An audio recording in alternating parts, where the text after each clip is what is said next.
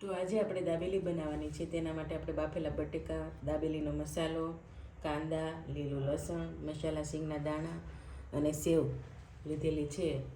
અને આપણે બે ચટણી બનાવવાની છે, લીલી અને આંબલીની. તો પહેલાં આપણે બે ચટણી બનાવી નાખશું, પછી દાબેલીનો મસાલો બનાવશું. તો આંબલીની ચટણી બનાવવા માટે આપણે ગોળ, ખજૂર અને આંબલી લીધેલી છે. તો આપણે પહેલાં ગોળ કુકરમાં નાખી દઈશું, ખજૂર અને આંબલી,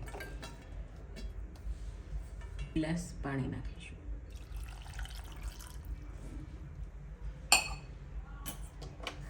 ગેસ ચાલુ કરીશું ધીમા ગેસે અને કુકરનું ઢાંકણું બંધ કરીને સડવા દઈશું 5 મિનિટ માટે.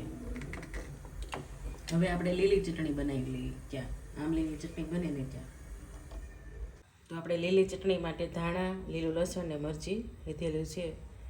તો ધાણા આપણે મિક્સર જારમાં લઈશું.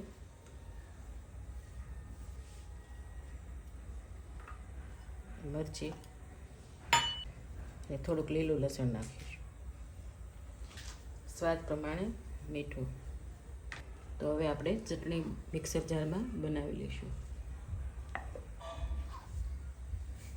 તો આપણી ચટણી તૈયાર થઈ ગઈ છે.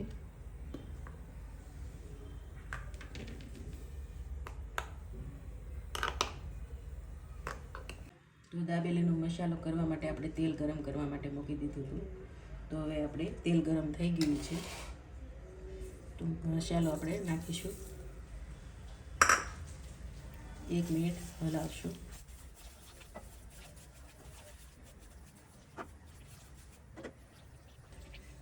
હવે એમાં આપણે બટેકા નાખી દઈશું. બાફી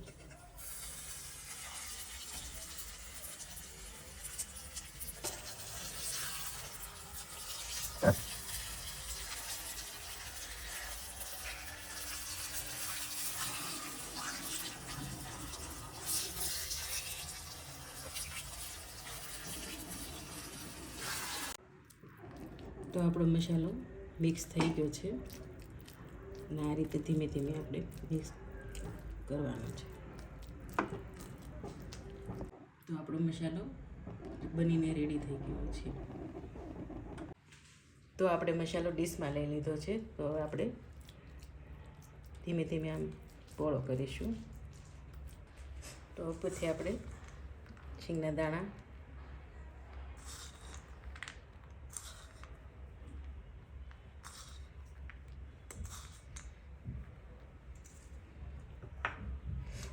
કાંદા,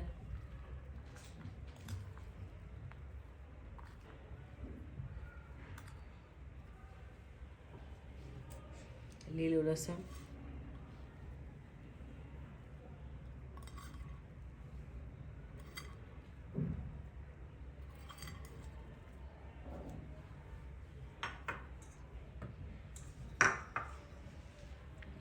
કોથમીરના પાંદડા. તો તૈયાર છે આપણો મસાલો.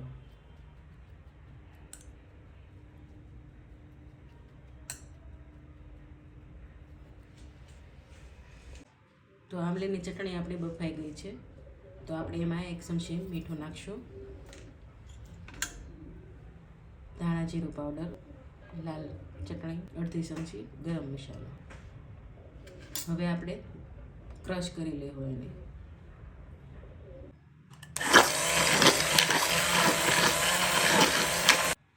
તો આપણે ચટણીને ગાળી લઈશું.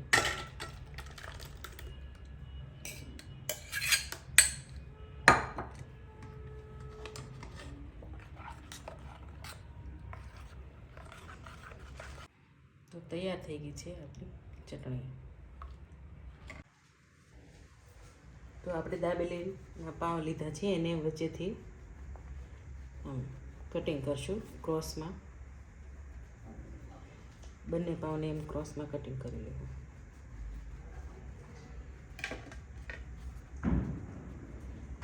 હવે આપણે એમાં લીલી ચટણી નાખીશું.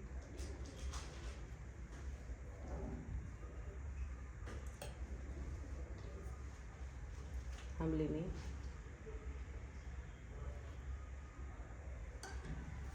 પછી આપણે મસાલો ભરશું.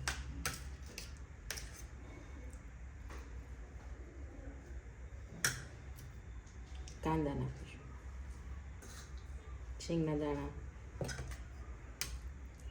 પાછો આપણે ઉપરથી મસાલો નાખીશું.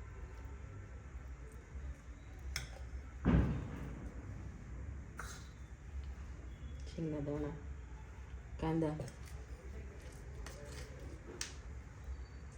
ઉપરથી મસાલો નાખીશું. તો તૈયાર છે આપણી દાબેલી. હવે આને આપણે શેકી લઈશું. તો આપણે થોડુંક તેલ નાખીશું. દાબેલી બધી બાજુથી સરખી રીતે શેકી લઈશું. તો આપણે એક બાજુ શેકાઈ ગઈ, હવે આપણે બીજી બાજુ ફેરવીને શેકી લઈશું. પાછું 2 ટીપા એટલું તેલ નાખીશું.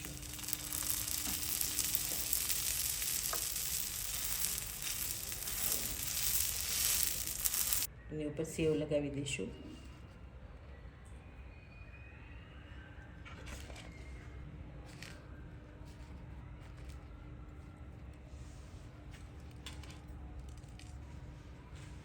આંબલીની ચટણી, લીલી ચટણી.